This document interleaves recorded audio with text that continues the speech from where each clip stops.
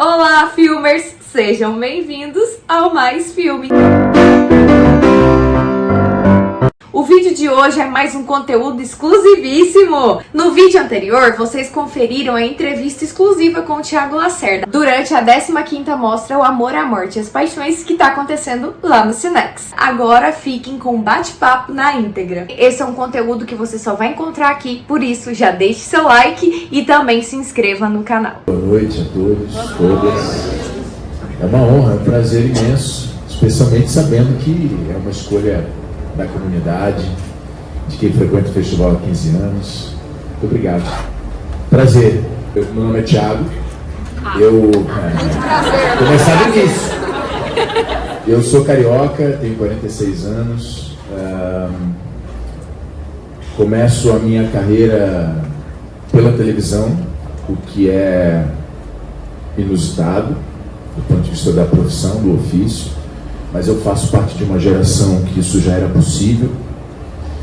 E com a minha carreira iniciada na televisão, eu começo a minha busca pelo teatro, a minha busca pelo exercício original do ofício, né? E essa resposta está sempre no palco. E, ao mesmo tempo, o cinema faz parte da minha carreira também. Mas eu estudei economia e administração de empresas no Rio, eu queria ser gerente de banco quando eu era jovem. Jamais, em tempo algum, pensei que seria ator, pensei em seguir uma carreira artística. Não tenho nenhuma referência na minha família. Uma família grande, mas uma família de advogados, economistas, dentistas. Ninguém, nem um músico, nem um artista plástico, nem um desenhista na família. Então era tudo muito distante e a vida me capturou, na real, né? Eu estava na minha aula de cálculo na faculdade, no primeiro semestre. Imagina, aula de cálculo. Como a gente é capaz de cometer erros, né, ao longo da nossa jornada. Aliás, isso é uma loucura, né? Você esperar que um jovem de 18 anos saiba o que é da vida é muito estranho isso. Eu insisto, eu falo para os meus filhos, vamos parar, vocês vão se formar no ensino médio e depois a gente vai decidir o que vocês vão fazer com vocês. Sem essa pressão e tudo. Mas é isso, eu queria ser gerente de banco, fui fazer economia de administração de empresa e a vida me resgatou, né?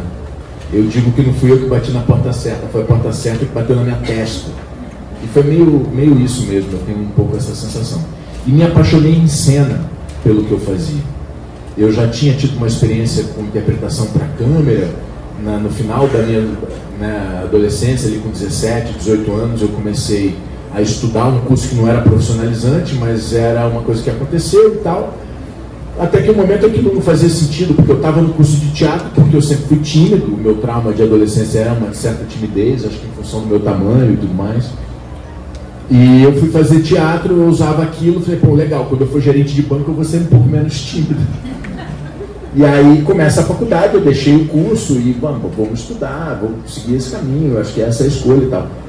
E essa professora, essa ex-professora que eu tive, um dia me liga, eu estava na aula de cálculo, tinha prova naquela semana, ela falou, olha, abri um teste aqui para TV, eu sei que você já saiu, que você não está muito interessado, mas eu acho que tem muito a ver com você, vem aqui fazer um teste com a gente. Eu falei, não, eu tenho prova semana que vem.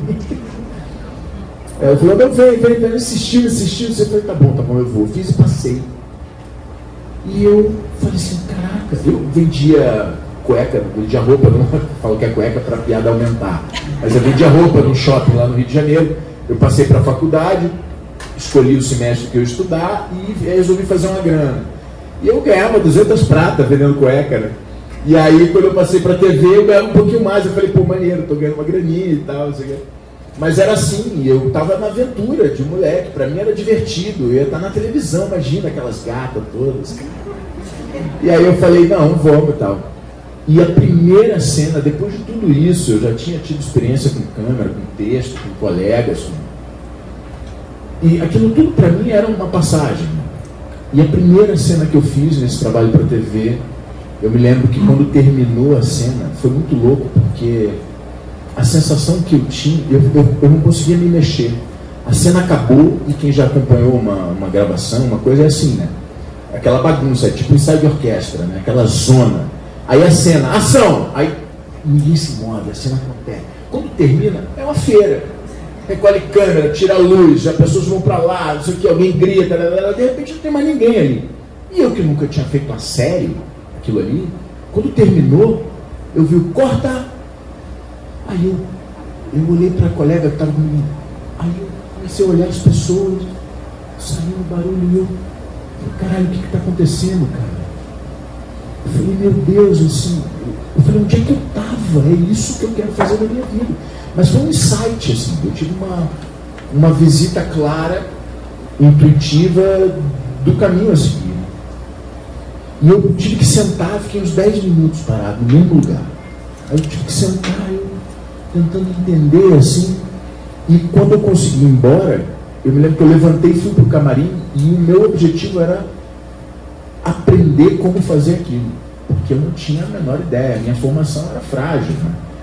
Eu não tenho formação de ator, isso é outro estranhamento da minha trajetória, uma coisa que eu recomendo muito para as pessoas sempre, é o caminho do teatro, louco, né? Porque é contra a minha própria história, né? Vai de encontro a isso.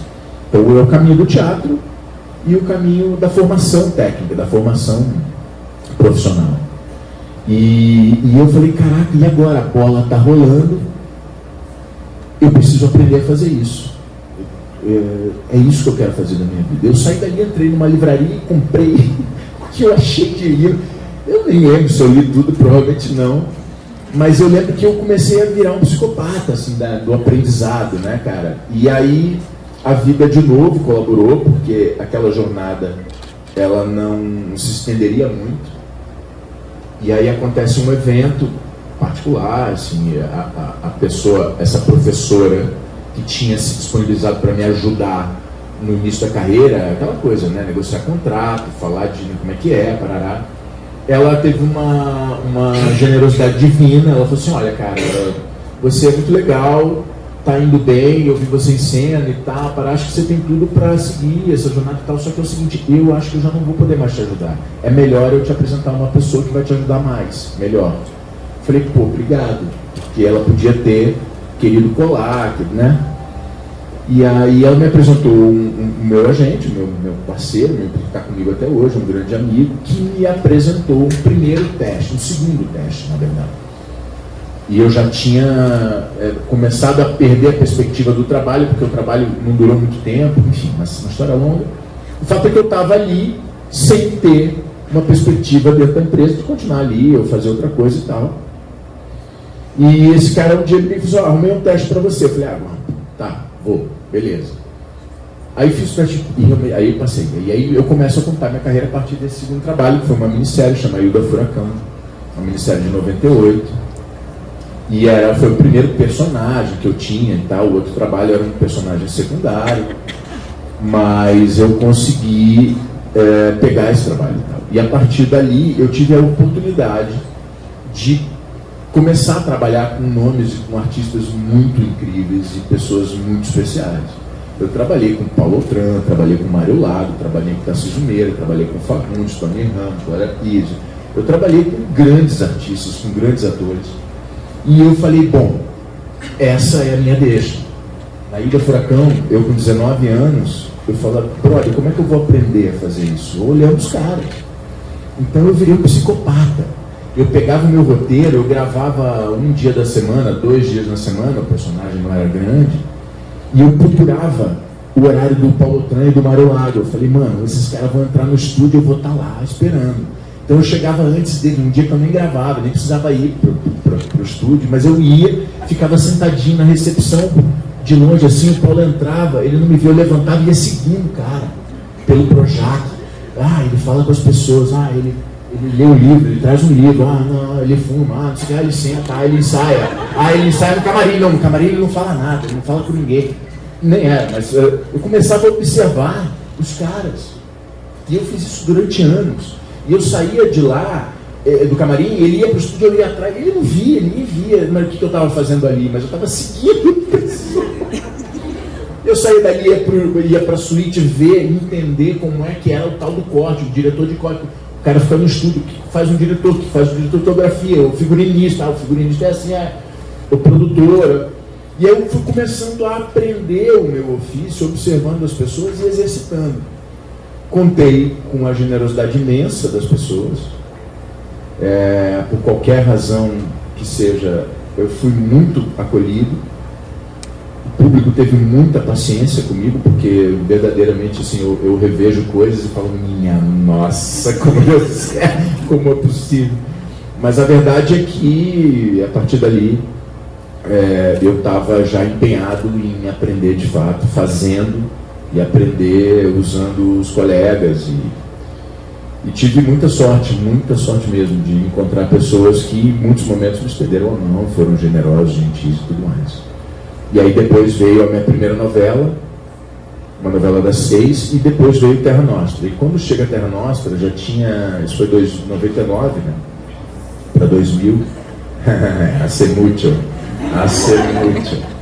E quando chega em Terra Nostra, tudo aquilo que era antes insegurança, não saber, que vira determinação, trabalho, estudo, dedicação, em algum momento vira a grande oportunidade da minha vida, né? Eu sabia que Terra Nostra era a grande oportunidade da minha vida e que só dependia de mim. E trabalhei muito, cá estamos.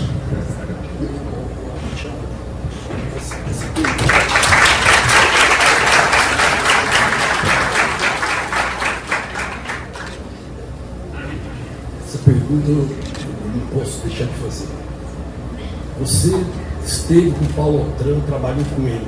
Dá para você falar da experiência que o Paulo Altran é um mestre dos mestres dos mestres dos atores brasileiros.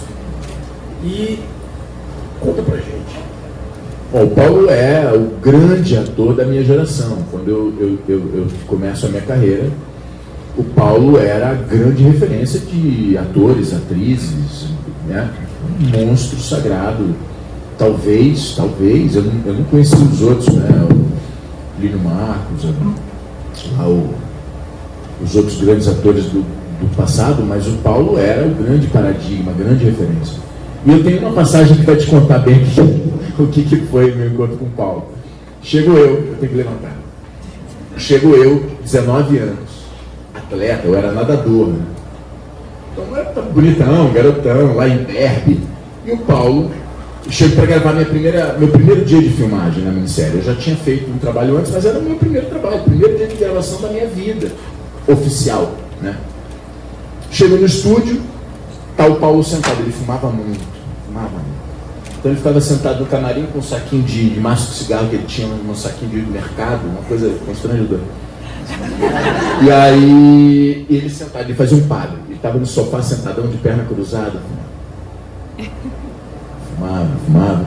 E eu cheguei, botei minhas coisas, ô, seu Paulo, bom dia e tal, assim, rapaz, o pessoal começa a sair pra cena, volta, não sei o quê, vamos trocar essa sua roupa e tal, parei na frente do espelho e tô me trocando de roupa, e o Paulo sentado ali, onde você tá assim, me olhando, e eu aqui trocando, eu tô vendo o velho, me olhando, tô trocando, e quando eu vou botar o segundo botão, ele dá uma baforada no cigarro e diz assim, Thiago, o que você acha do seu personagem? Aí eu parei, eu não conseguia pontuar o botão. Eu falei, caralho, o que eu falo, brother? O que eu falo pra esse cara? Disso depende da minha carreira. Eu pensei, o que eu digo, brother? Aí eu falei, ô seu Paulo, então eu acho que... Eu falei, seu Paulo, eu não tenho a menor ideia do que eu acho do meu personagem. Ele olhou pra mim e riu. Ele falou assim, você vai gravar hoje? Eu falei, vou. Aí ele falou, você estudou a cena? Eu falei, estudei, tá decorativo. Então pega ela aí. Olha o que o Paulo fez comigo, olha só. Eu tive momentos assim na minha vida. Aí eu botei o botão, peguei a cena, entreguei pra ele, ele falou, senta aqui. Eu sentei do lado dele no sofá. E aí ele virou pra mim e falou assim, muito bem, você começa. Aí eu, mandei meu texto a ele, mandei o texto,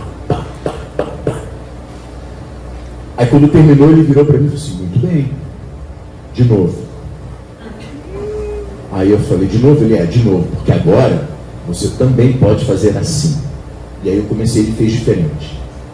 Aí ele falou, muito bem, de novo. E agora você também pode fazer assim. E ele fez de outro jeito completamente diferente. A cena que ele estava com o texto.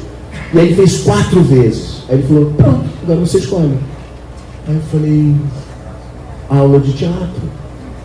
Só o que a gente faz é sobre fazer escolhas. Né? Não existe um jeito certo de fazer um personagem. Não existe uma linha certa para contar uma história. O ator escolhe, claro, combinado com o diretor, combinado com o autor, existe uma, né? Agora,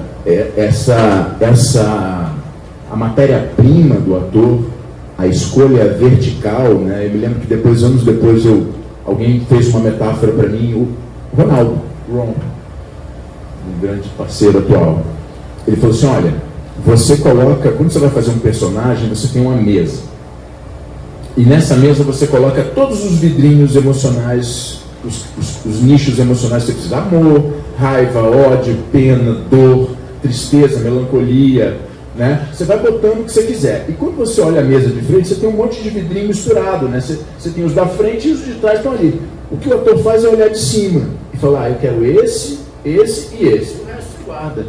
Então, essas opções, as escolhas de como trilhar o caminho da condição de história, eu tive essa aula com o Paulo, por exemplo, né? E o Mário Lago, para falar de outro decano. Mário Lago.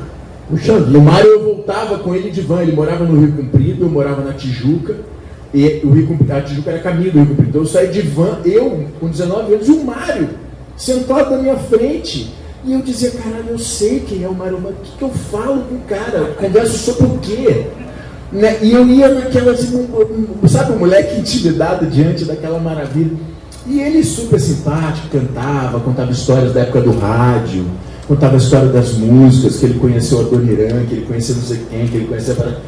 E, porra, era uma aula, né? E como esses momentos eu tive vários ao longo desses anos todos, eu tenho uma sensação imensa de privilégio de ter tido essa chance, né? Essa tranquilidade e essa generosidade de muitas pessoas. Ô Thiago, e para você, a diferença entre interpretar para TV, teatro e cinema, na sua experiência? Essa pergunta todo mundo faz, né? Qual é a diferença? Assim, é difícil responder, porque é uma percepção muito íntima. Se você perguntar isso, fizer essa mesma pergunta para um outro colega, talvez ele diga outra coisa. Para mim é o seguinte, é completamente diferente. Não dá para explicar como é diferente. É como você gostar de bala e chupar 3 balas diferentes. É tudo bala, né? Mas são balas diferentes. O ator, na minha opinião, o trabalho do ator que tem a ver com o personagem, talvez ele não se altere tanto, porque a busca pela verticalidade do personagem, pela profundidade, pelo entendimento da natureza humana contida naquela figura que a gente escolhe contar, ela é igual, seja para o teatro, seja para o cinema, seja para a TV ou para a dublagem. Tem um outro aspecto que as pessoas não lembram. Dublar é uma das coisas mais legais que eu já fiz na minha carreira e mais difíceis. E as pessoas ignoram por uma questão cultural, mas existem várias maneiras de seguir, né, de vários nichos, né, na minha profissão. Então, a abordagem com o personagem, para mim, não altera muito, porque eu sempre procuro a verticalidade, mergulhar naquela natureza. Mas a maneira de contar aquilo no set muda, o ambiente muda, a relação com a equipe técnica muda. A expectativa de cada veículo, né? O público de televisão tem uma expectativa, o público de cinema tem outra, o público de teatro tem outra. A gente não se preocupa completamente com isso, mas a verdade é que a gente precisa ter consciência de onde a gente está. Se você vai para a praia, o ideal é que você esteja trajado de acordo com o lugar. Se você vai para uma montanha, o traje é outro. Então, assim, a consciência, eu estou fazendo cinema. Né? E o que para mim é diferente é o set, é o espaço de cena, a maneira como você lida com a câmera para o cinema, o tempo, o ritmo de gravação. Eu diria que o cinema está mais ou menos ali no meio, né? O teatro é a carpintaria do ator, né? É o tempo dilatado, a pesquisa aprofundada, a tentativa e erro, escolhas, desistências, ideias, né? E esse tempo é um tempo muito humano, um tempo muito eu diria, é difícil, não é sem ansiedade exatamente, mas é um tempo teatral. A TV é o oposto. A TV é a fábrica de sabão. Assim, não tem tempo de ensaiar, irmão. Você tem que chegar sabendo o que você tem que fazer. Então, em casa que a gente prepara, porque tem que ter um pique que quem não entende se estrepa, não segura. E é muito difícil. As pessoas tendem a achar que televisão é uma arte menor, é algo mais simples, menos valorizado. Talvez seja do ponto de vista artístico, mas do ponto de vista técnico é dificílimo fazer televisão. Eu cansei de ver atores gigantescos, artistas imensos que vinham do teatro, do cinema, chegar na televisão e se urinar de pânico. E eu falei assim, calma, vem cá, senta aqui, ó, vamos embora, próximo. Por que isso? Já foi, meu irmão, vamos embora, olha pra frente, vamos lá. Então, o cinema talvez esteja no meio dessa velocidade de fábrica superficial, entre aspas, se a gente puder desenhar melhor essa ideia, o espaço da carpintaria do teatro, né, a oficina, aquele lugar que você, a entonação do M pode ser pensada. E o cinema talvez seja ali um meio caminho, né? Uma arte audiovisual, uma coisa que envolve tecnologia, que tem um tempo muito mais humano que a TV, mas também não tem a carpintaria do teatro. O cinema tem uma outra lógica. Boa noite, meu nome é Pedro. São duas vertentes de pergunta. A primeira é sobre novela, né? Tipo, novela moldou um comportamento de sociedade e ao mesmo tempo que hoje em dia a gente vê a audiência diminuindo, a gente vê mudanças, tipo, Elas por Elas não teve o resultado esperado, mas hoje o Globoplay divulgou que 80% do conteúdo assistido por jovens são novelas. As novelas estão menores, e aí, tipo, como está do lado a visão de atores, tipo, igual você comentou, comecei em 98 do Furacão, já fiz novela das 6 e em 99 eu já era o protagonista. Então, tipo, era um boom muito rápido. E aí, como está muito rápido, mas nem tanto, né? Eu tive a chance de ver atores num processo muito mais inglório, né? Eu tive 3 anos, assim, foi um tempo de tentar perceber, de conseguir perceber o lugar onde eu estava. Tudo era muito estranho para mim. Desculpa, não queria. Imagina. Não, é isso, tipo, agora a gente vê série, tá bombando, tá diminuindo o formato novela, e ao mesmo tempo remake tá fazendo muito sucesso, tipo, renascer. Como que tá essa visão, pensando do seu lado como ator? Tipo, os planos de, poxa, a televisão vai acabar, a gente tem que serializar e etc. E a segunda visão é porque você é um cara muito comunicativo. A sua história do Porchat, por exemplo, está no troféu, saiu hoje, né? A da Alugar a Casa. Quem quiser ver o vídeo lá, vou contar o que aconteceu. E isso é muito despojado e tal. E a gente viu essa passagem, atores para criar os canais, virar apresentadores. E por que esse lado nunca foi? Porque a sua imagem sempre foi. Metade dessa plateia vai falar que teve o seu caderno, por exemplo.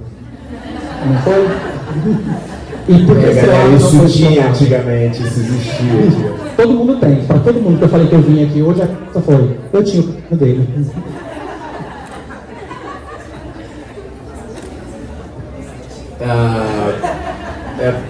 Você falou de as novelas mudaram o comportamento. Acho que o que muda o comportamento era o aparelho, a tecnologia.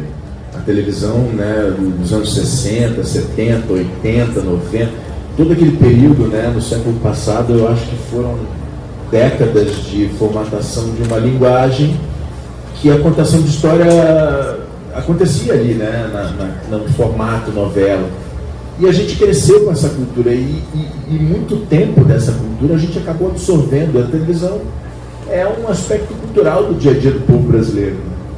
Eu acho que hoje isso tudo se transformou um pouco por conta de outra tecnologia que aparece. E de tempos em tempos a humanidade é impactada por eventos assim, né? O cinema nos anos 20, logo depois a TV, o rádio nos anos 20 e agora a internet. É natural, a nossa existência é um espirro, né, turma? Se a gente imaginar que esses processos históricos duram 150, 100 anos, né? Então, assim, a gente viveu um momento de acompanhar a chegada da internet que veio interferir nessa estrutura do cotidiano. né? A velocidade que a gente vive hoje tem a ver com o estilo de vida que a gente tem. Antigamente, para você falar com a sua mãe, você tinha que ter o telefone dela decorado, ou então ter uma lista telefônica da tia que você procurava. Hoje em dia, mano, você aperta 2 botões e você fala com quem você quiser. Então, assim, essa velocidade mudou também a percepção. E a novela, como qualquer outro aspecto cultural, sofre esses impactos e se adapta. O que eu acho que está acontecendo é um momento de transição entre uma coisa que nós conhecíamos e o que a gente não sabe que está vindo, mas que está aí meio bagunçadão, né? O streaming, né? Que tem a ver também com o processo político, não só processo cíclico, natural das coisas, porque quando eu chego na TV Globo, a TV Globo já sabia que a relação com o público ia mudar, a maneira de chegar nas pessoas ia mudar.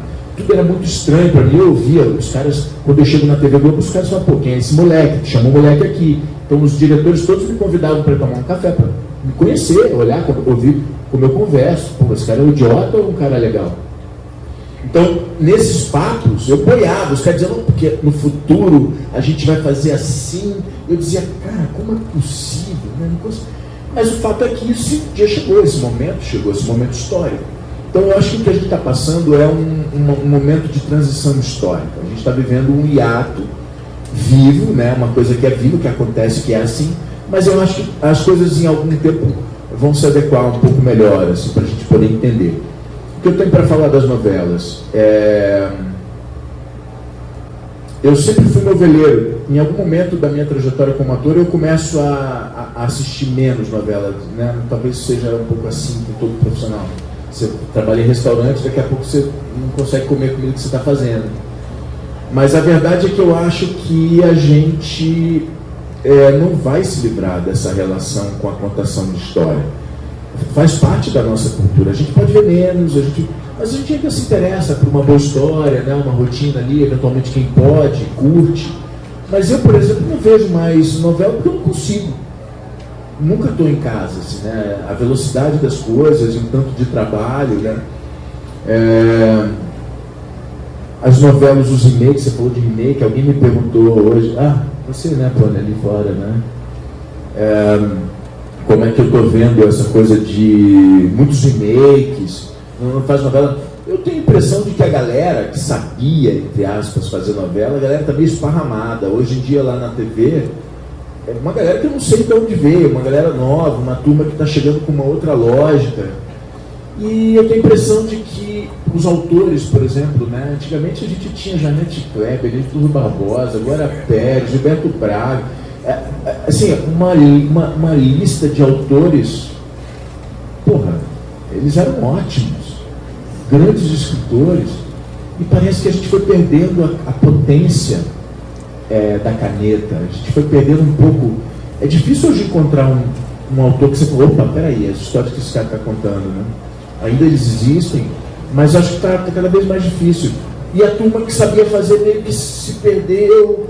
Hoje, com as dificuldades, né, das empresas, eu acho que os profissionais estão mais na cova dos leões. Assim. Antigamente você tinha uma produção de 15 pessoas, hoje você tem 8. Sabe? E gente sobrecarregada fazendo. Então, uma série de questões que podem determinar uma ideia de que por que estão repetindo tanto novela, né? Estão repetindo porque as novelas são incríveis, as histórias são maravilhosas. Porra, o roteiro de Renascer, a sinopse de Renascer é um escândalo de bom, cara. Pantanal, Benedito Rui Barbosa, não à toa. Benedito, Terra Nostra, Benedito. Então, assim, eu acho que as pessoas estão tipo, pô, cara, na boa, a gente está fazendo isso aí, pô, acho melhor a gente voltar lá e pegar um remake, né? E eu acho que está meio nessa, assim, né? Tá difícil ver uma história com a potência dramática, com a potência de brasilidade que tem Renascer. Pantanal, né? O Rei do Gado, para falar do Benedito, né? Essa coisa brasileira. Se você vai para Janete Claire, aquela coisa da cidade, né? Pecado Capital, né? Roque Santeiro, né? O Dias Gomes, porra, Dias Gomes, porra, aquilo era daliniano, né? Tem um autor mineiro, Murilo Rubião, que é um cara muito importante, é o pai do realismo fantástico no Brasil, que é o cara que inspirou o Dias Gomes. E ninguém conhece o Murilo Rubião, né? Você imagina, o Dias Gomes morreu. Se ninguém conhece o Murilo Rubião, quem é que escreve? E ninguém fala sobre o Murilo Rubião, é inacreditável. Eu falo, pô, pelo amor de Deus, ninguém... Quantas pessoas já ouviram falar do Murilo Rubião nessa sala? 6. Percebe? Então, assim, talvez esteja contido aí, nessa ideia, uma resposta para por que não se faz mais novelas como antigamente. Acho que a gente tem que voltar a ler mais, a escrever mais, a buscar mais, né? E nessa todos nós envolvidos, né? Não só o público, mas os atores, os diretores. Pô, diretor burro é um problema, né?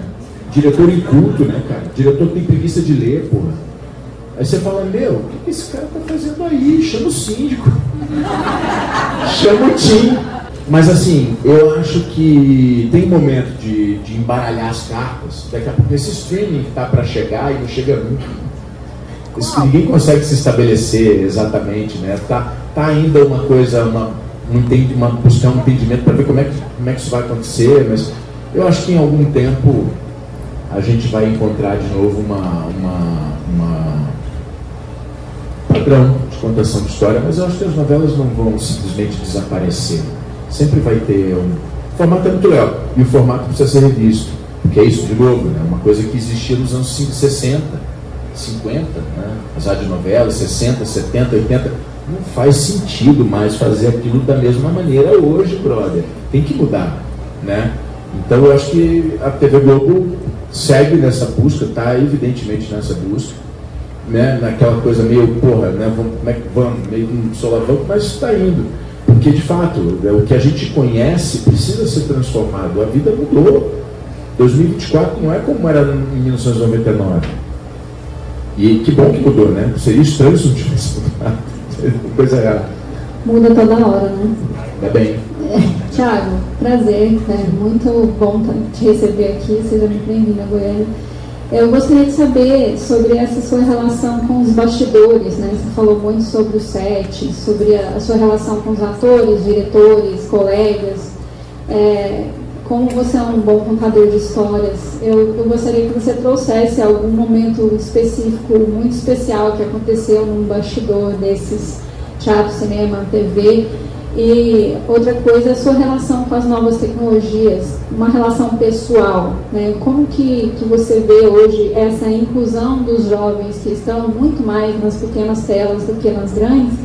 Como que a gente traz eles para o diálogo do ler mais, do escrever mais, né? Como trazer essa galera para perto da gente, assim? Eu tenho uma geração aproximada da sua, então eu acompanhei sua carreira e vejo com muita preocupação, né, a falta de diálogo com os meus sobrinhos, com os jovens que estão chegando sem essa imersão dentro dos estudos que a gente teve oportunidade de ter, né? A minha preocupação é basicamente como formar novos públicos. Então, dá uma luz para nós e conta uma história. Obrigada. Caralho, que pergunta foda. Assim, vou começar pela parte mais rápida. Eu sou péssimo com tecnologia. Péssimo, sempre fui. E eu acho que talvez não seja mesmo para mim, sabe? Eu acho que eu sou resignado com a minha falta de talento para lidar com tecnologia de ponta e tal. Acho que eu nem quero.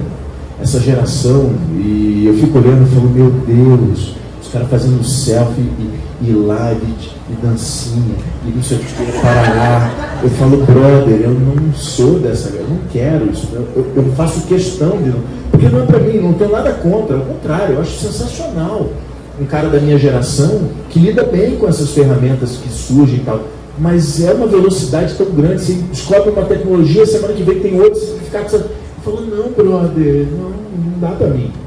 Então eu sou resignado, não sou bom nisso, não me interessa ser, não quero ser.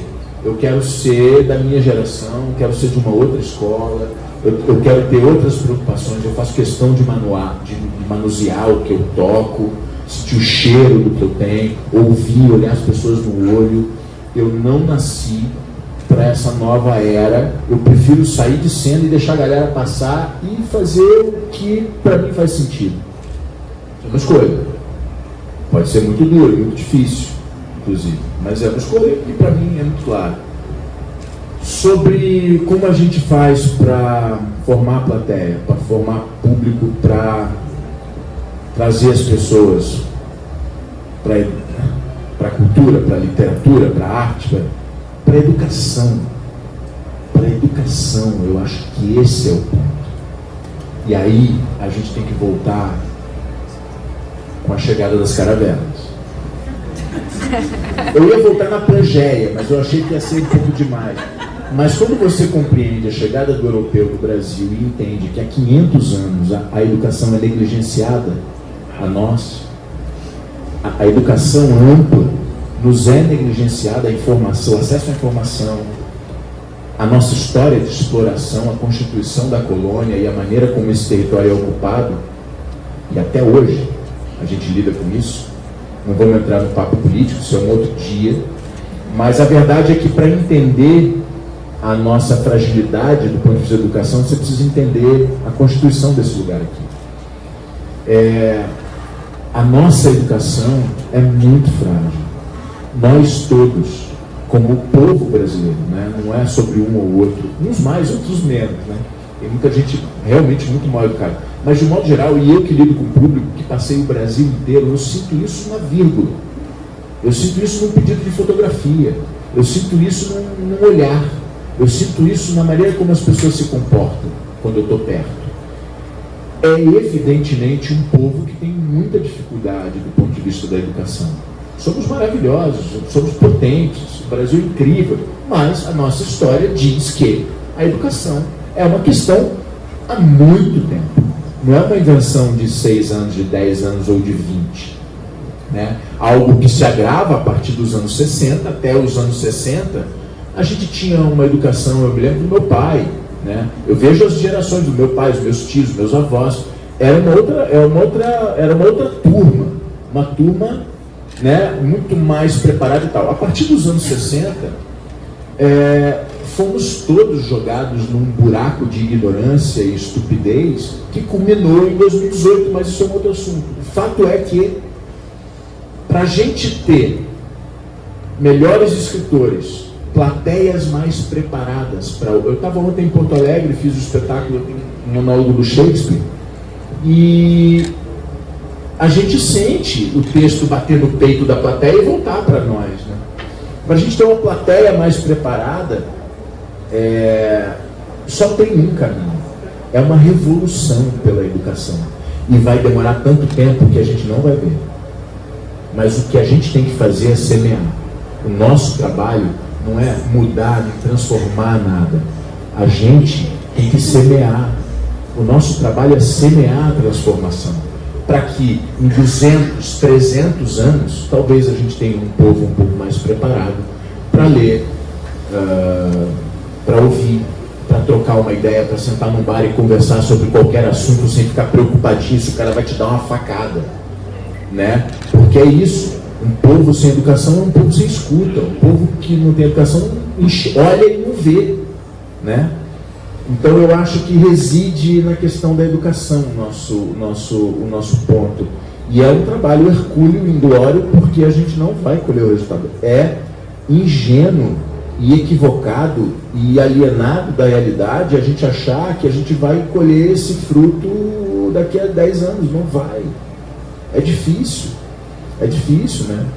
A gente tem uma questão profunda que precisa ser pensada. E eu aposto numa ideia revolucionária. Não estou falando de mudar a educação, estou falando de promover uma revolução que inclua uma educação moderna, que inclui novas tecnologias, que inclui, né, uma outra maneira de entender a razão pela qual um povo precisa ser preparado. E aí eu vou chegar no ponto.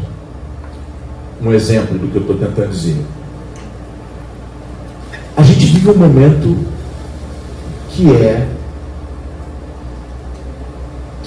assustador, né? Que é inacreditável o que a internet fez com as nossas vidas. Né?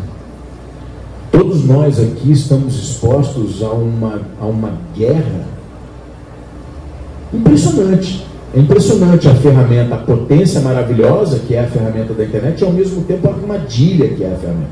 A minha pergunta é assim: o que acontece quando você entrega para uma pessoa despreparada uma ferramenta tão potente? Vai dar merda. Vai dar merda. Eu tenho a impressão que no Brasil, de modo geral, todos nós, eu falo como sociedade, me incluo, não é? Eu acho que a gente não está preparado para essa tecnologia. As pessoas não conseguem, as pessoas se deixam influenciar por absurdos. Eu ouço de 7, 8 anos para cá, para ser mais específico, coisas que acontecem em rede de comunicação, rede social, WhatsApp de tia, primo, amigo. Eu falo assim, brother, você está me mandando essa notícia, é sério? Pelo amor de Deus, brother. Médicos, advogados, gente privilegiada, gente que teve acesso e acredita nos maiores absurdos. Então eu acho que essa ideia explica um pouco dessa cagada que a gente está vendo acontecer no Brasil e no mundo de modo geral, né? Essa violência, esse tanto de guerra, mas uma confusão. Mas falando da gente, eu fico achando que no nosso caso tem uma falta de preparo básico. Eu acho que deveria, até a gente entender o tanto de mal que a internet pode fazer para um indivíduo, e a gente está vendo, outro dia a menina se matou. Soltaram uma fake news, a menina se matou. Sabe? Quando é que a gente vai conseguir regular essa merda?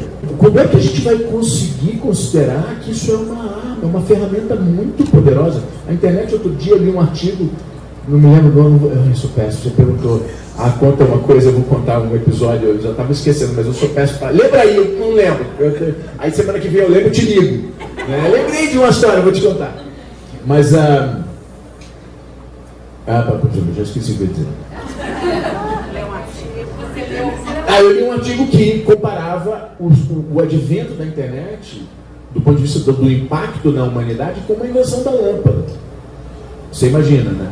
O que muda na vida das pessoas? A internet é uma mudança radical do mundo que nós conhecemos. Eu me lembro quando eu ia para um orelhão fazer uma ligação, ligava a cobrar, ficava discando, chamada, isso aqui. Cara, eu não tenho 300 anos, eu tenho 46 anos, então, assim, é tudo muito rápido, né? E eu acho que acontecimentos assim impactam muito. E se a gente não está preparado, a gente se perde, dá cabeçada na parede, né? Então eu acho que tem a ver com a nossa mazela a respeito da educação, né? E, enfim, eu acho que é um processo longo. E sobre o episódio legal, eu nunca lembro. Eu tenho milhões de histórias para contar, eu fico aqui uma semana falando sem parar e as histórias vão surgindo. Mas eu me lembrei de eu vou contar uma do Tempo e o Vento, que é uma Laura que eu tenho, eu brinco, eu estava fazendo o filme e tal, e o Jaime um dia me disse que ele ia convidar a Fernanda Montenegro para fazer o filme. Que lindo e tal, eu já tinha estado com a Fernanda, já conhecia, já tinha trabalhado com ela, já eu tinha trabalhado com a Fernanda, mas nunca daquele jeito. Me botou para dançar com a Fernanda em cena, né, cara? E eu dizia, caralho, eu tô dançando com a Fernanda daqui a 50 anos. Eu vou contar isso para todo mundo ainda. E eu me lembro que a gente tinha uma cena, eu estava deitado de figurino, capitão, e a cena era ela deitadinha em mim aqui assim na cama, os dois ali quietinho e eu fazendo um carinho nela. Era um takezinho rápido de passagem. E eu já, a gente fazendo a cena, era ali no meio do dia e tal. De repente, ok, Thiago, traz o Thiago, Fernanda, vem, deita aqui e tal, vou montar a luz. A gente deitei, ela deitou, ficamos aqui conversando e tal. E o pessoal mexendo a luz, arrumando a luz, afinando a luz, vendo o quebramento, já, de repente ela dormiu. Aí eu tô aqui assim, cara, com a Fernanda Montenegro, deitadinha, babando em mim, cara. E aí, babando nada, tadinha, só porque a piada é boa, mas não. Ela tava deitadinha. E aí o Jaime veio falar com o meu filho.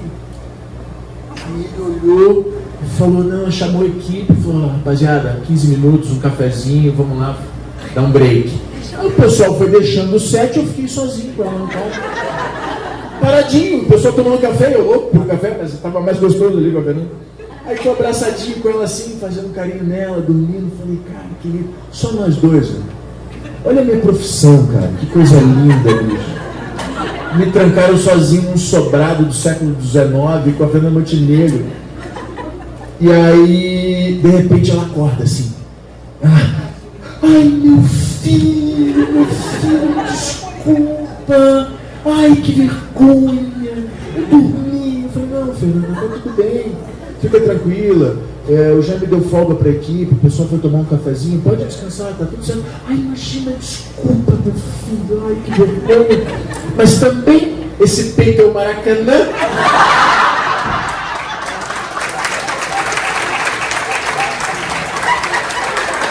Não é linda?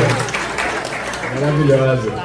E, então é isso, eu tenho muitas passagens assim, de olhar e falar, nossa, olha o que eu estou vivendo, que privilégio maneiro.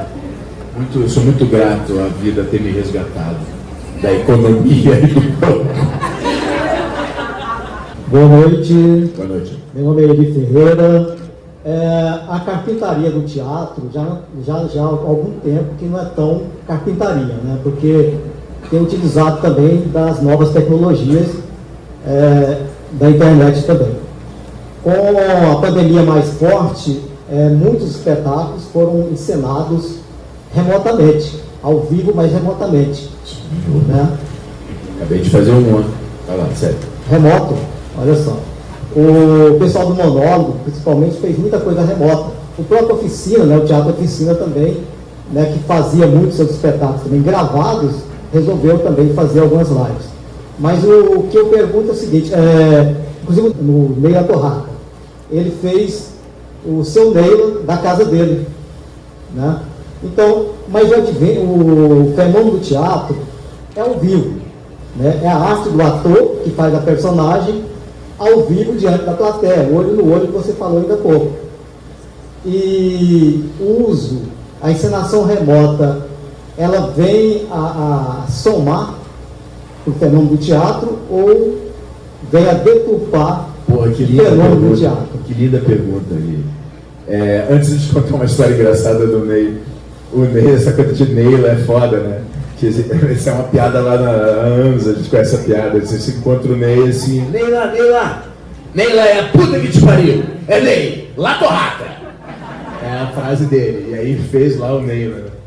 Não, mas então, cara, sua pergunta é incrível, porque assim, foi exatamente o que a gente vivenciou, né? Quando acontece aquela maluquice, aquele horror que a gente viveu,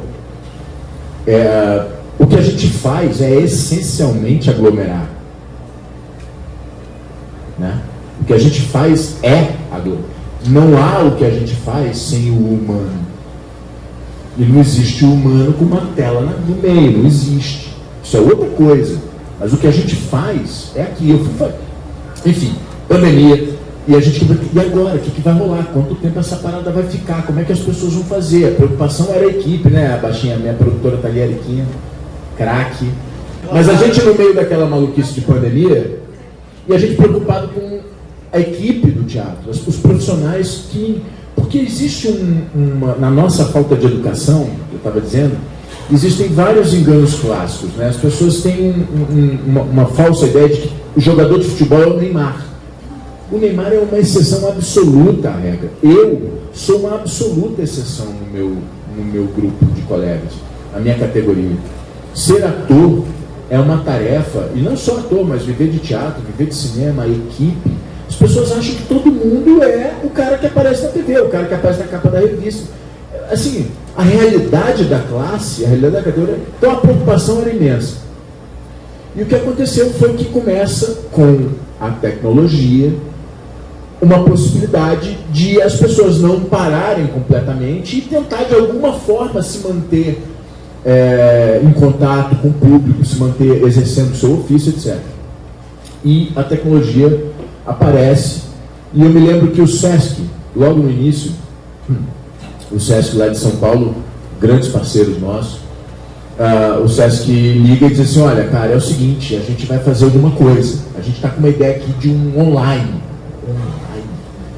Tá, não, é o seguinte, a gente arruma um jeito, manda equipe, para todo mundo protegido, e a gente faz, você tem um texto aí pronto? Eu falei, não, mas para acordar fulano de tal, para dia tal.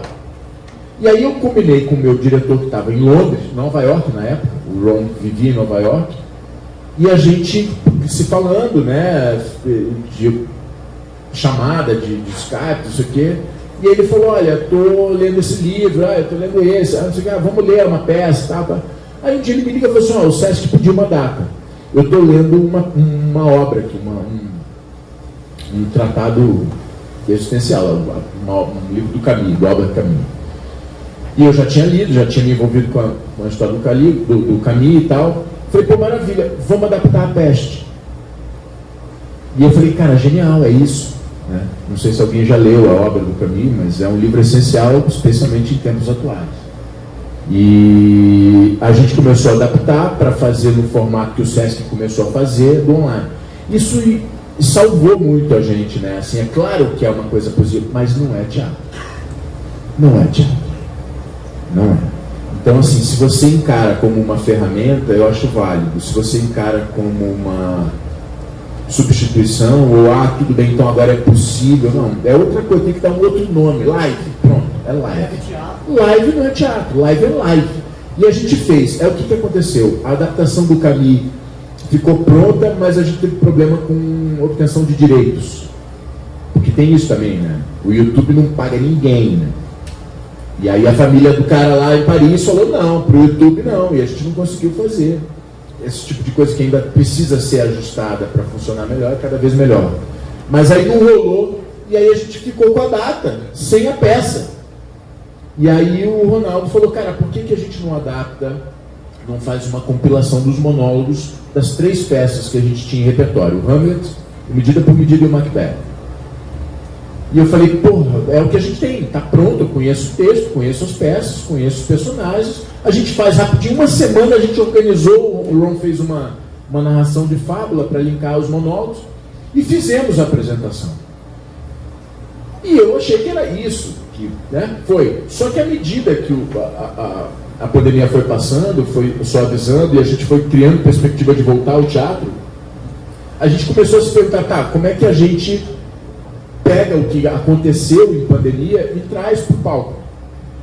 E a gente vem tentando fazer. A terceira apresentação que eu faço, do monólogo que a gente apresentou ontem em Porto Alegre, chama Quem Está Aí.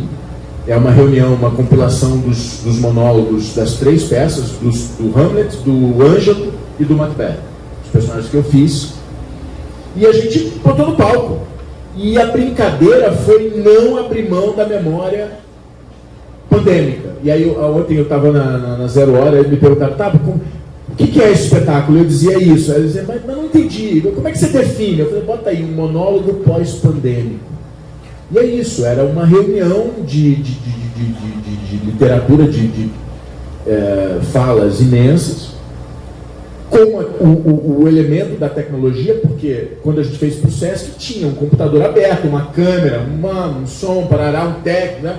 E eu fazendo para a câmera com todo mundo assistindo de casa, ao vivo, não sei quantas mil pessoas, que é maravilhoso. E por né? sinal, ainda tem o link, tá, gente? É no Sesc em Casa, ainda tem o link. Quem estiver interessado, quem está dizendo, o Sesc em Casa, vocês podem procurar o link, Quem Está Aí, Thiago Lacerda, vocês vão ver, né? No YouTube tem. A gente não recebe mais nenhuma grana sobre isso.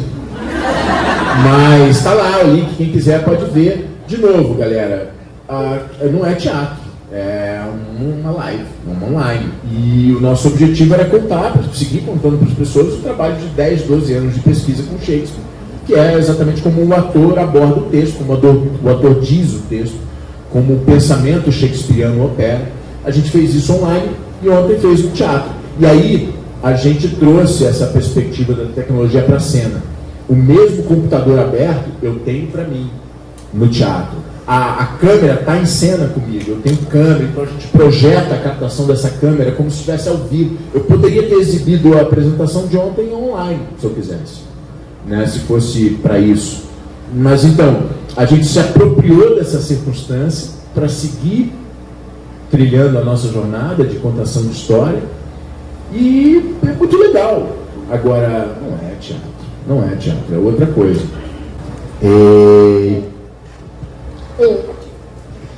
Oi, Thiago. Eu sou a Rafa Delgado. Oi, Rafa. Eu sou atriz e também sou ativista.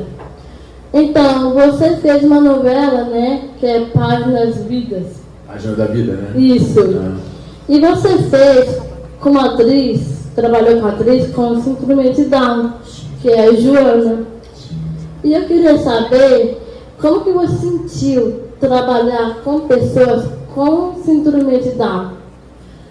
Cara, você sabe que essa é uma discussão que não volta mais atrás. A inclusão ela é essencial para a gente seguir adiante. Aquela experiência com a Joana foi muito reveladora. Ela ensinou para todos nós que estávamos ali, né? A gente não sabia como ia ser, a gente não sabia como ia acontecer no dia a dia, se ia ser bom para todo mundo, para ela inclusive, e foi incrível, foi maravilhosa. Ela foi absolutamente acolhida por todos e acolheu todos. Aquela experiência foi uma experiência linda e que ensinou para todos nós que não só é possível, como é urgente a inclusão. Fico muito feliz que você está aqui, muito feliz que você está em cena, é uma carreira linda, você merece desfilar por ela e em breve a gente vai estar junto aí, quem sabe, né? Tomara! Essa não é fácil não, é uma carreira bem difícil. Inclusão, galera, inclusão, absolutamente inclusão. Quanto mais representatividade, quanto mais diversidade, quanto mais liberdade inclusiva, melhores seremos. Eu não tenho nenhuma dúvida. Nenhuma. Aqui, eu sou a Paula, também sou atriz. Opa! E tem um perfil de divulgação que ela acontece em Goiás para divulgar peças pelo estado todo, shows, enfim, eventos culturais. E seguindo a pergunta da Rafa, eu queria ver com você o que você acha dessa. Não é bem culpa da nova geração, mas as novas produções, que ao invés de dar oportunidade para a Rafa, que é uma atriz que estuda e que tem DAO, pega lá um digital influencer que tem DAO, mas que não tem nenhum conhecimento enquanto ela está buscando o espaço dela. Assim como outros de outras áreas, preferem uma atriz que não é tão boa, mas que tem muitos seguidores, que uma atriz que já tem um currículo maravilhoso e tem poucos seguidores. Eu acho que esse é um dilema muito atual, né? Assim, na minha geração eram os modelos. Quando eu cheguei para começar o meu trabalho, as pessoas diziam, esse rapaz é um modelinho aí, né? E hoje em dia é o influencer. Eu não acho impossível um influenciador se transformar num bom ator ou numa boa atriz. A questão é que ser influenciador não deveria ser pré-requisito para isso. Mas se é uma oportunidade, eu acho muito legal. Eu tive a minha oportunidade como modelinho e trabalhei pra caraca, meti a cara e ganhei meu espaço com o meu trabalho, com o meu suor e a minha dedicação. Se eu tivesse preocupado com o preconceito das pessoas, eu acho que eu não teria caminhado muito. E eu acho que o que acontece hoje também com a gente fica um pouco com preconceito ainda, né? Mas a verdade é que isso acontece. Boas atrizes e bons atores estão sendo preteridos em nome de pessoas com seguidores. E essa é uma ideia muito doida, né, galera? Seguidores. Alguém me perguntou de tecnologia. Eu não quero ter seguidor não, bicho.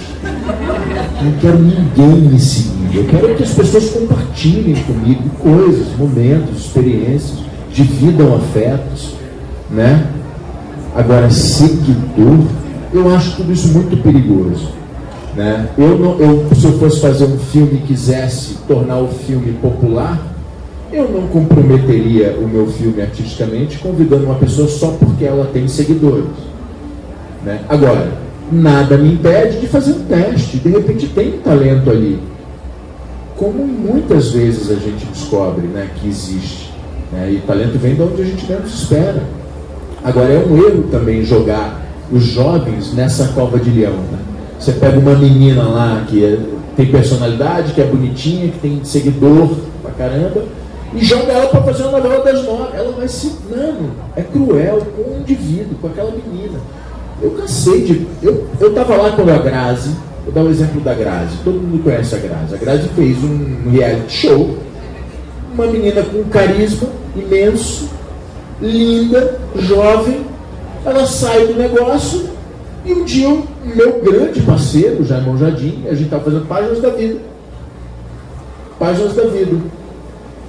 E o Jaime me liga e diz, olha, tomei uma decisão, quero te falar primeiro, vou colar com você uma menina jovem, que não é atriz, isso aqui, mas só vou fazer isso porque é você.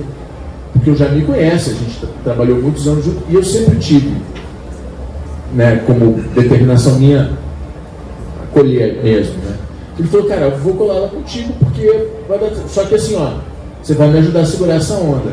Dito e feito, a Grazi chegava no estúdio todo dia chorando, porque ela sofria bullying das colegas, ela sofria preconceito, e ela não sabia. Aquilo era de uma crueldade. A TV podia ter destruído a cabeça dessa menina. E outro dia eu estava no shopping no Rio de Janeiro com os meus filhos, aí do outro lado estava a Grazi, ela saiu correndo e veio falar comigo, me abraçou, ela virou para mim e falou, pô, eu acho que eu nunca te agradeci, eu acho que eu nunca te falei como foi importante você estar lá, porque eu entrava no camarim dela, assim, cadê a Grazi? E as mulheres paravam, né? Saía, e a gente sentava, conversava, eu ficava ali passando o texto e na minha frente ninguém fazia nada. Mas a verdade é que super talentosa, carismática pra caramba, ela tinha todo o direito de ter a oportunidade dela. E a gente fica remoendo preconceitos, né? Porque é bonita e porque fez o Big Brother, ela não pode ter talento. Sabe? Se alguém sentiu, se alguém achou que sim, bota a menina para fazer um teste, bota a menina para fazer uma novela. E ela fez a novela e está aí, fazendo trabalhos lindos, e fez trabalhos super bonitos. Virou uma boa atriz, né? E da mesma forma, ela correu atrás pra caramba, eu vi, né? Assim, ela teve a mesma determinação que eu tinha tido anos antes. Isso também sempre me comoveu. Mas eu acho que a gente tem que tomar cuidado com isso. Primeiro, não acho que deva ser um caminho da arte, buscar influenciadores que têm seguidores, mas nada impede que existam talentos escondidos nesse nicho. E também acho que tem que ter muito cuidado, né, com o ser humano que está ali, cara. Sabe, colocar as pessoas nesse grau de exposição sem que elas estejam preparadas e suportadas pode ser muito perigoso para as pessoas, para aquele indivíduo ali. Acho que isso aqui é delicado. Oi, boa noite, meu nome é Kivelyn. Oi, Thiago. Ei, parceirinha. De te ver aqui e, enfim, como sendo a última pergunta, obviamente eu não poderia deixar de perguntar sobre Amor Perfeito, foi, né, só a última novela agora. E, na fizemos verdade, juntos. Fizemos juntos, a gente não contracenou juntos, mas fizemos, né, a mesma novela. A gente se encontrava nas festas, né? A gente se encontrava na resenha, mas, no churrasquinho na praia. Bom demais. Vamos lá, eu queria te fazer a seguinte pergunta. Você acho que foi um dos últimos, né, a bater o martelo ali de fato com entrar no elenco, porque conforme estão montando os elencos, sempre pode cair ator que é convidado, enfim, sempre tem às vezes essas alterações. E como foi para você, se você pode falar sobre isso, né, o seu processo criativo, de às vezes entrar numa novela, às vezes quando ela já está com a engrenagem ali já quase rodando e tal, como que é para você essa parte, quando acontece, se aconteceram também outros trabalhos. E se você pode falar um pouco também sobre Amor Perfeito mesmo, sobre como foi, a temática da novela foi muito legal, teve um enredo muito interessante, você foi ali o grande vilão, né, da novela junto com a Mariana Ximenes, maravilhosa. Se você pode aí então falar um pouquinho sobre a novela, como foi para você, as curiosidades, e é isso. Beleza, parceiro, que bom que você veio, deu tempo, né, de chegar. Bom, Amor Perfeito foi a novela mais estranha que eu fiz. Em 25 anos de carreira. Para mim, eu estou dizendo, não que a novela fosse estranha. A novela era ótima, uma graça, super carismática, fez um baita sucesso. Mas foi muito estranho pela maneira como ela aconteceu. Eu não ia fazer a novela. O que aconteceu não é comum. Em 25 anos já aconteceu 2 vezes comigo. De estar em casa, tocar o meu telefone, a empresa liga dizendo, olha, mano, a gente precisa que você ajude aqui, deu merda. A primeira vez era com um grande amigo meu, que estava passando por a mesma questão dessa vez, a mesma natureza de problema. E eu falei, olha, beleza, eu topo, mas vocês vão falar com ele primeiro. Se vocês não ligarem para ele agora, desliga comigo, liga para ele e chama o cara. Porque eu não vou participar dessa pressão aí não que vocês estão querendo. Se vocês não fizerem, vou eu ligar para ele. E acabou não rolando por alguma razão. Não sei até hoje por que eu não fiz. Ainda bem que eu não fiz, era uma roubada. Amor Perfeito foi a mesma coisa. Eu estava de férias, preparando o meu monólogo, preparando uma outra coisa, um filme. Um dia eu toco no telefone, era o diretor, o André, com quem eu já tinha trabalhado várias vezes, que me conhecia, mas ele nunca tinha sido diretor geral das novelas, sempre assistentes, um diretor e tal, uma delas se conhecia. Pô, Tiaguinho, é o seguinte, deu merda. Eu preciso que você venha. Eu falei, pô, André, vambora. O que é? Ah, é isso, assim, assim. Pô, legal, vamos lá, conta comigo. Tá, o brother lá é meu amigo, vai ser bom, eu ajudo, a gente preserva ele. Vamos guardar, né, esse negócio de imprensa, notícia e tal. A gente segura essa onda, eu falo com ele e vambora. Tá bom, quando? Amanhã. Eu falei, não, brother. Não, brother, eu tô de férias com meus filhos, eu tô na Bahia, eu só volto dia 1º de fevereiro. Não, brother. A gente grava amanhã, era tipo dia 10 de janeiro. Eu falei, não, amanhã eu não vou, cara. Só chego no Rio dia 1º de fevereiro. Aí, tá bom, então vamos ver. Vamos ver o que a gente faz aqui, mas é isso. Então, beleza, beleza. E foi assim. E eu tava naquela situação, eu falei, cara, o que acontece? Eu faço isso há muitos anos já. E há muitos anos eu adquiri uma confiança para começar a brincar com a maneira como eu faço o que eu faço. Até para mexer o doce, né? Não ficar fazendo, não, sempre do mesmo jeito, sempre a mesma prática, a mesma disciplina, mesmo não. A minha ideia sempre foi, de um tempo para cá, como é que eu me divirto mais fazendo isso aí? E aí eu decidi que eu ia admitir que era estranho o convite. Era sui generis, era inusitado, era surpreendente, repentino, abrupto. E eu falei assim, cara, vou me coçar, vou largar minhas férias com as crianças, com os amigos e tal, para fazer um troço que eu não sabia que eu não vou conseguir. Aí o André me liga, fala assim, é o seguinte, tudo bem, vem dia 1º, depois eles me pediram para chegar dia 31. Falei, tá bom, eu chego dia 31, beleza. No dia 1º eu estava gravando, eu cheguei no Rio de Janeiro no dia 31 à noite, no dia 1º eu estava no set, eu não tinha feito uma leitura, eu não sabia quem era o elenco, eu não sabia, ele me falou mais ou menos ali os protagonistas, mas eu não conhecia as pessoas, então eu nunca tinha feito um trabalho assim, de chegar sem saber do que se trata. E eu, logo depois que a gente se falou do convite, eu falei, cara, tá aí, eu vou admitir esse risco. Eu vou admitir, eu não quero saber. E aí eu fiz uma brincadeira ampla. Eu não lia os capítulos, eu não via a novela, eu não queria saber o nome dos personagens, eu não decorava o texto. E eu falei assim, já que é abrupto, repentino e misterioso e estranho, eu vou trazer tudo isso para o personagem. Porque por mais que eu fosse correr atrás do texto e que fosse tentar chegar 15 dias antes para ler, fazer leitura e tal, eu não ia estar na novela como as pessoas já estavam. E eu falei, ótimo, já sei, vou usar isso a meu favor. Eu vou trazer toda essa estranheza para o personagem. E o Gaspar era muito estranho. Era quase perigoso, misterioso, principalmente no início. Depois a gente vai relaxando e vira uma... Mas a verdade é que o início era como se o Gaspar não fizesse parte daquela gente ali. E eu falei, cara, isso é bom. As pessoas nem vão saber por quê.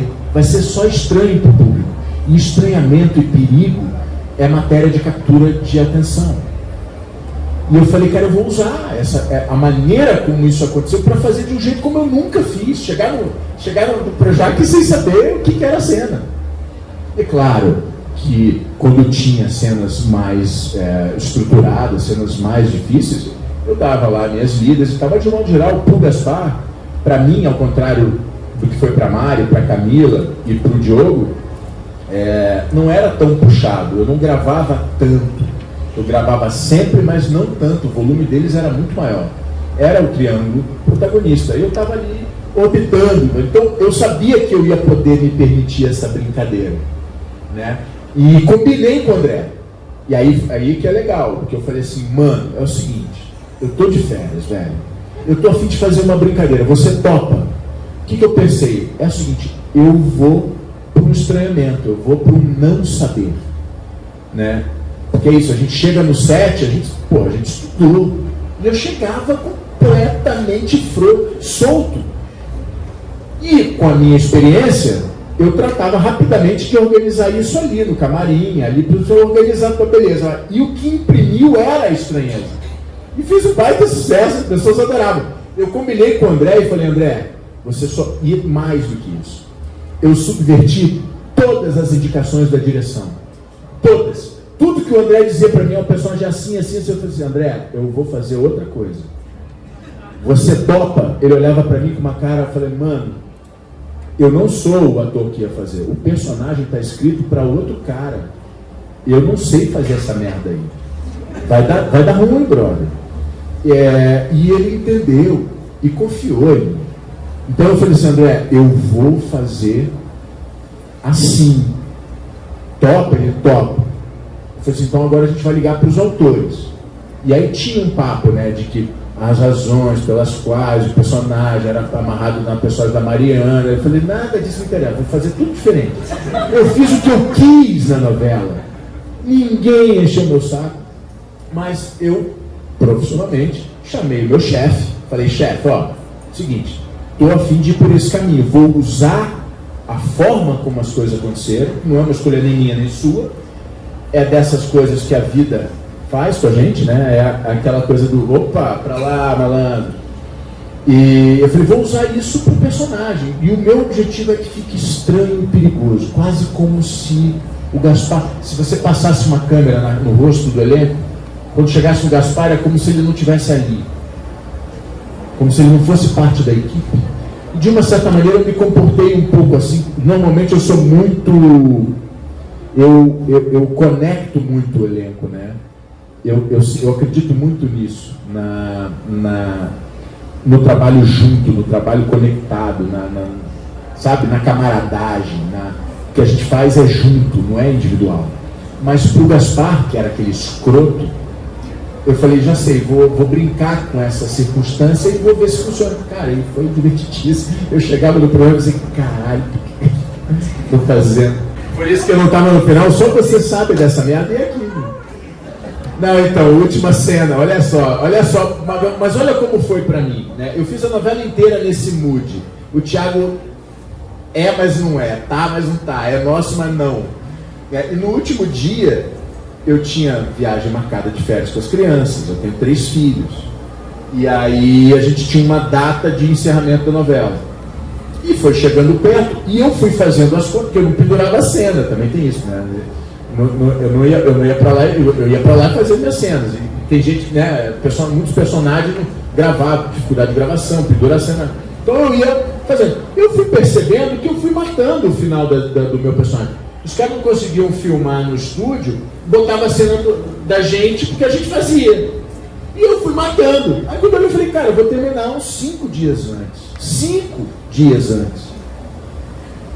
Aí eu falei, porra, já sei, beleza. O final da novela é esse, cara. 5 dias, cara. Vamos imaginar aí 4 dias de lambuja. Eu peguei um dia antes do último dia combinado de novela. Esse é o último dia. Um dia antes eu falei, cara, se der merda, no último dia eu já não tenho mais gravando. Tem 3, 4 dias para pedir uma cena ou outra e tal. Eu comprei a passagem para viajar com as crianças. No dia anterior não. Na semana anterior do tal dia, chega uma cena que não tinha. Num dia que não tinha. Uma coisa completamente inventada.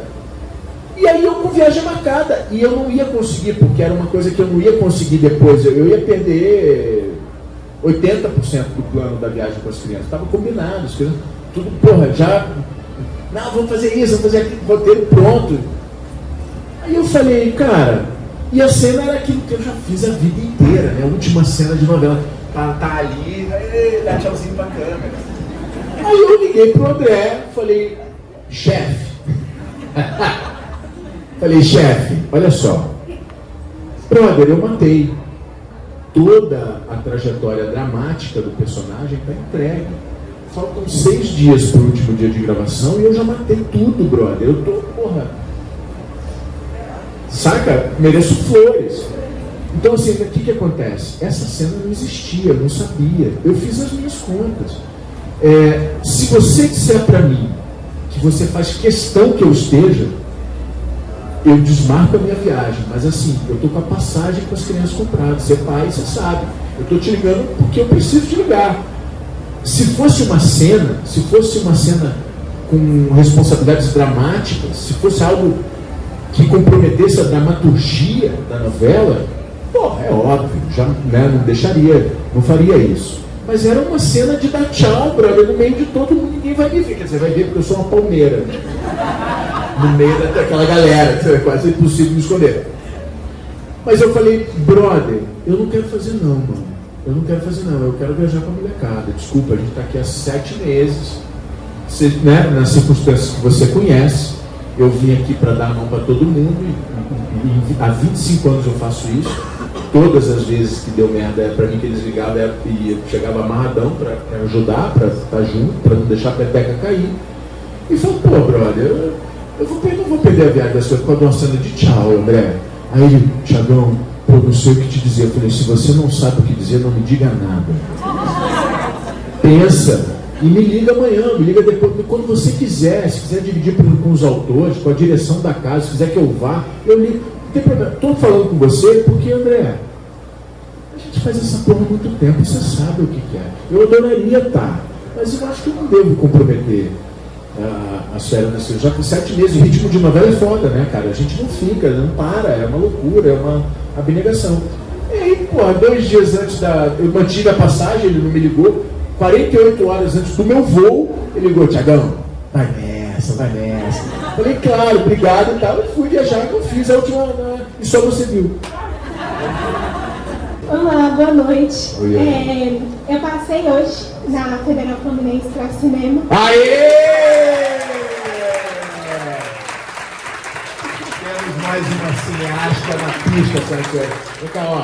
Leia, estude, leia. Muito um conselho. Ainda mais que eu sou aqui de Goiânia e estou indo para o Rio sozinha. Eu queria muito conselho para cineastas iniciantes. Eu não vou te dar conselho não, mas a gente vai trocar essa ideia, assim. Eu acho que as boas histórias são maioria. As boas histórias precisam ser contadas. Eu acho que a vida é repleta de roteiros. Se você abrir a sua conexão com a sua vida, o seu cotidiano, você vai reconhecer histórias sobre as quais você quer falar, quer se aprofundar. Sugiro que você estude o cinema brasileiro, que você não tenha medo de fazer cinema em português, não tenha medo de contar histórias nossas, histórias sobre quem nós somos. Acho que tudo que você puder acumular de informação é matéria-prima para o que você vai fazer.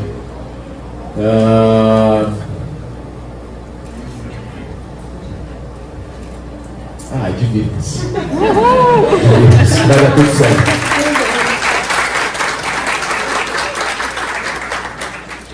Turma, foi um prazer. De verdade. Parabéns aí pela mostra, pelo 15º ano. Viva o cinema nacional. Viva a arte. Espero que tenham gostado desse conteúdo inédito e super especial. Se ainda não é inscrito, se inscreve no canal, que ainda vão ter muitos outros conteúdos exclusivos. Deixe seu joinha e manda para aquele amigo que é fã do Thiago Lacerda, fã de cinema, fã de audiovisual. Beijão, até o próximo vídeo.